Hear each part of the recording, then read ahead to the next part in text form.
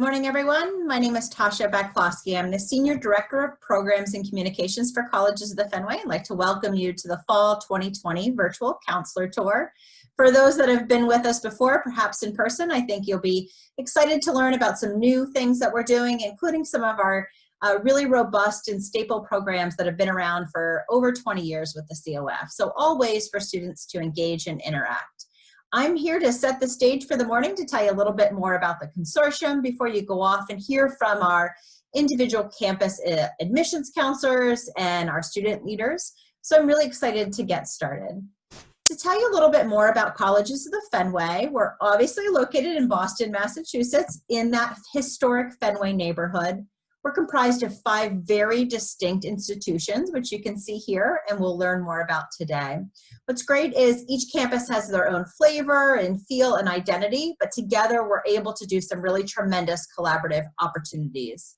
Our mission has actually been the same for 25 years. So we were founded in 1996. You'll see at the bottom, we're about to celebrate our 25th anniversary, but we've always stayed very true to our mission, which is actually a 2-part mission. So the first is really to enhance the student experience, and you'll see all the ways that we do this both in the classroom and outside the classroom. And the second piece probably at the beginning doesn't seem maybe that important, but it's really cost savings. And so for us, if we're able to help the institution save money, that's the opportunity for them to put those finances back in to support their own campuses, student scholarship, academic programs. And so there's a real benefit for us to help them do that.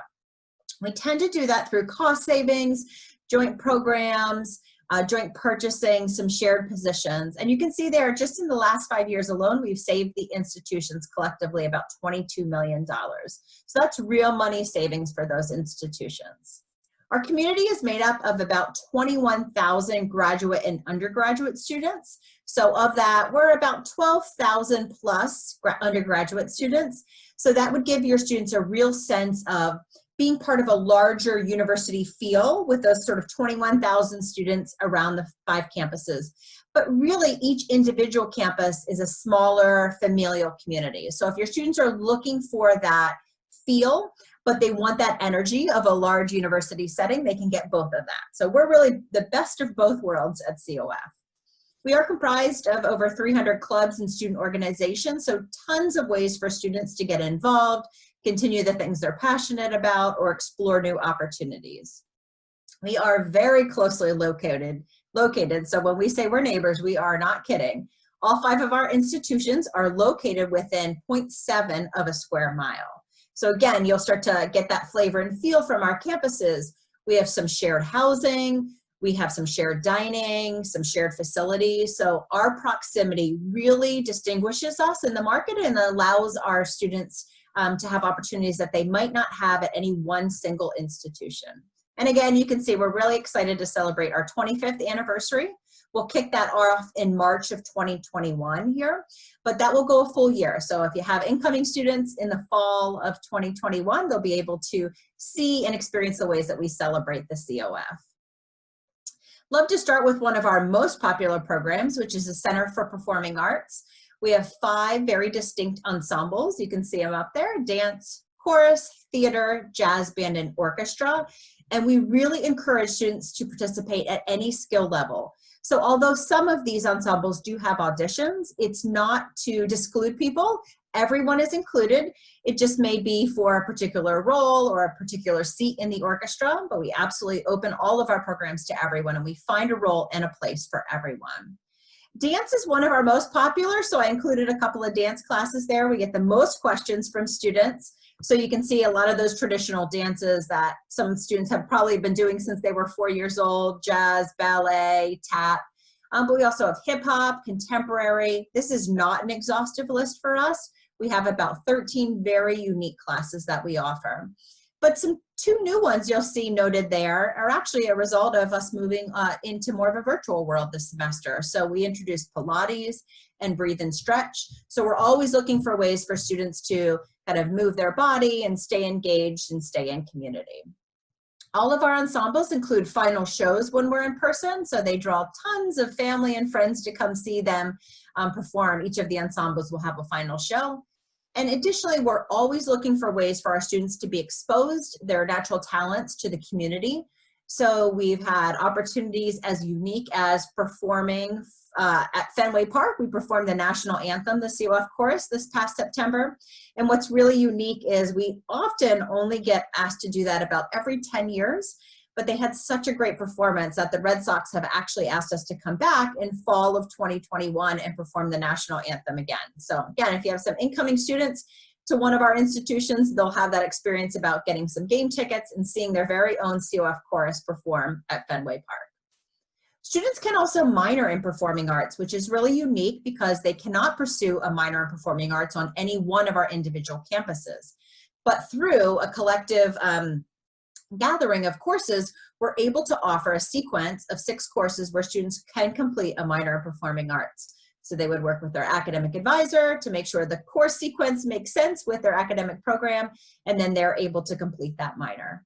I included a couple of our virtual programs. I think what's been really lovely this semester is we've had some really successful virtual programs that we'll continue to implement. So even when we bring folks together back in person, more towards our traditional programs, I think we will weave in some of this virtual program throughout. So you can see some really interesting things. We've done some video performances.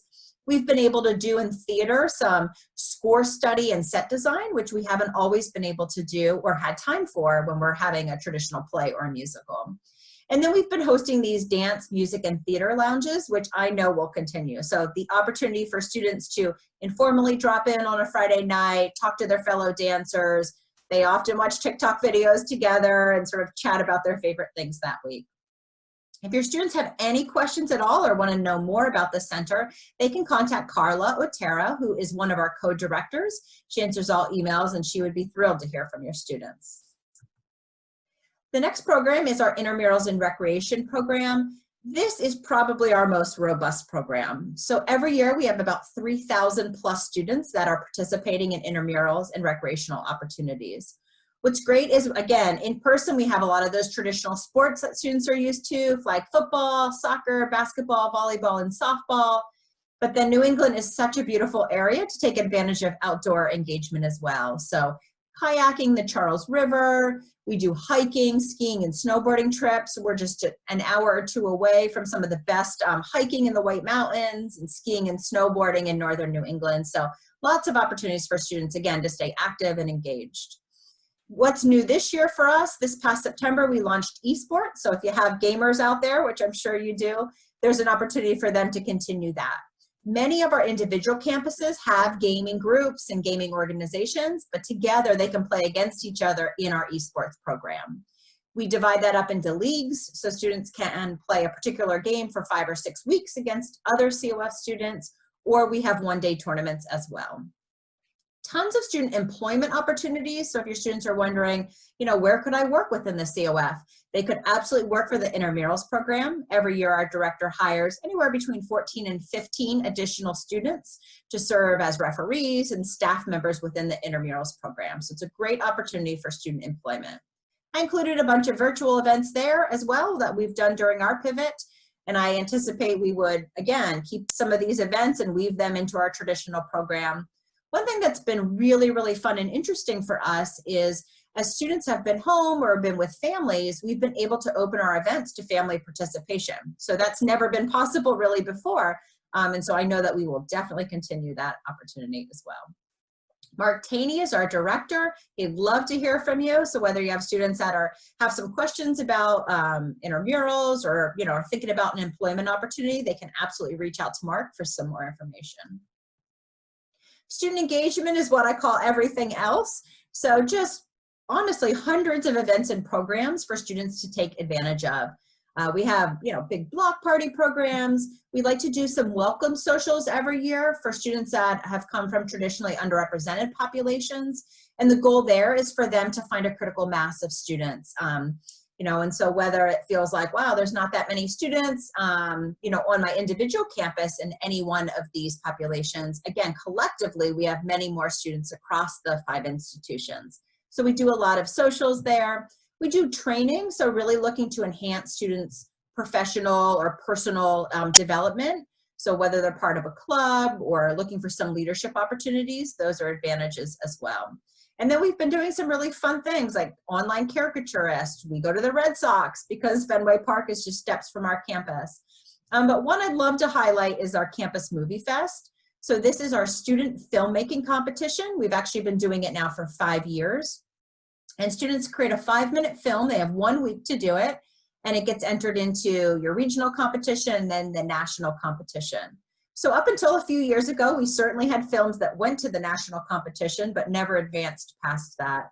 And we eventually had a team from Mass Art that actually won a category in the national competition, which afforded them a trip to the Cannes Film Festival in France. And so they spent 3 weeks there, shopping their film around, meeting with producers and directors, and just having an amazing international experience. So we like to say we have award-winning international filmmakers at COF. The Center for Sustainability would be for students that really have a passion or a love for sustainability and the environment.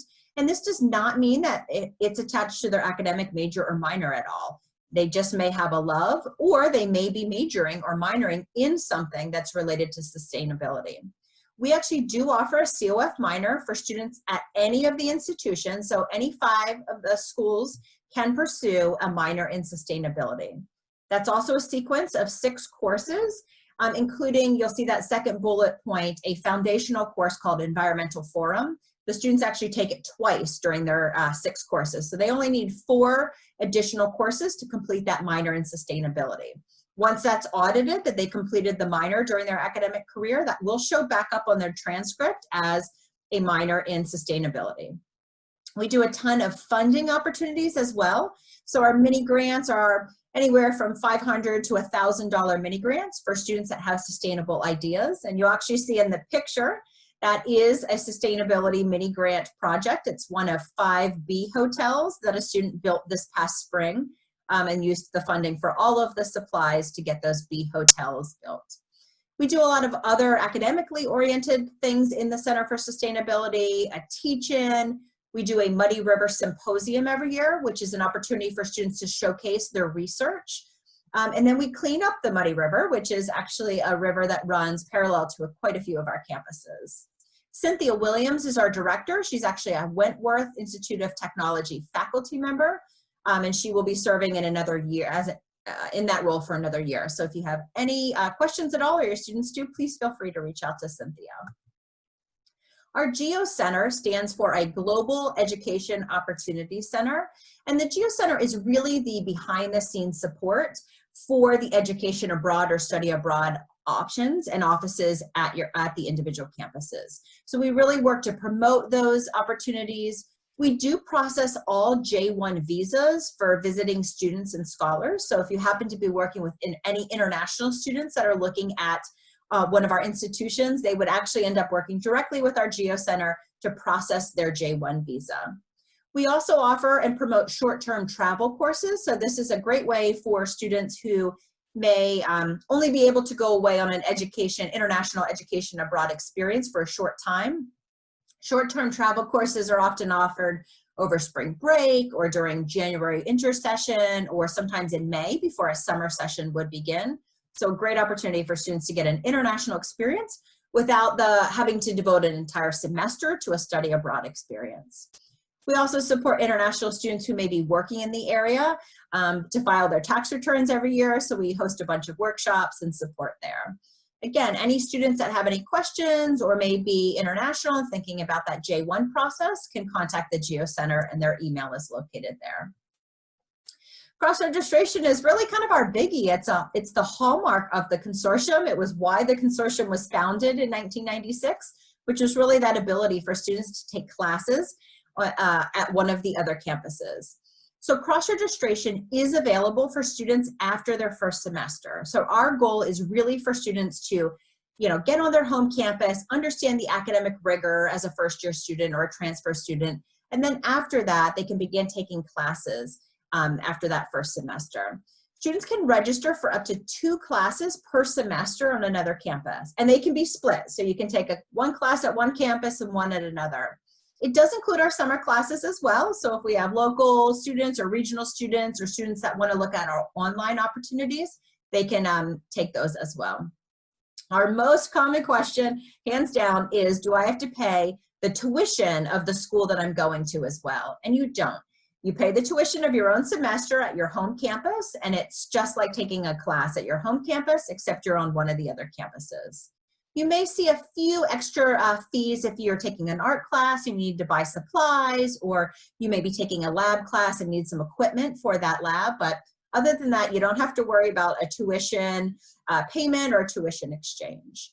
Most closely, students will work with their academic or faculty advisor to make sure the classes that they are selecting meet their academic requirements, although students are always welcome to take a class just for pleasure or fun, but we do find that 99% of students are taking cross-registered classes to try to meet an academic component.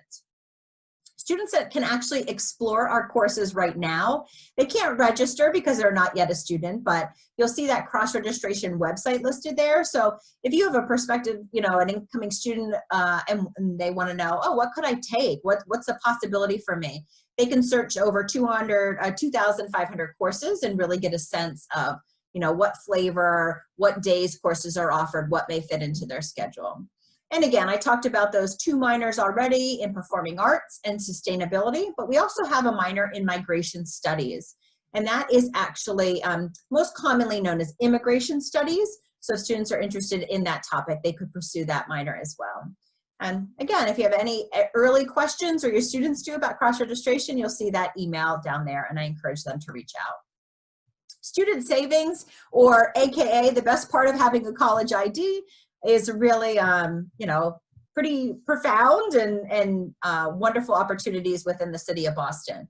One of the first things that occurs for students is once they get their college IDs, it actually becomes a Fenway card. And so they're able to make cashless purchases out in the community using their Fenway card. They often get discounts of 20 to 25% at area restaurants or vendors. They can use it also to load money on and use it for the bookstore or laundry, so they don't need quarters, vending machines, the library. And so you can add money online. Friends and family often add money to the Fenway card for students, so it's a really nice, again, cashless way. EduRoam is really an international program. Most of you know it's a free wireless service. So students use their college credentials to be able to log in and get free wireless wherever EduRoam is offered. And so that's offered throughout our campuses. So if a student's taking a cross-registered course or they're just studying at a friend's library or room, they can just pop on, use their campus credentials, and get free wireless. The Isabella Stewart Gardner Museum, as well as the Museum of Fine Arts, are steps from our campus.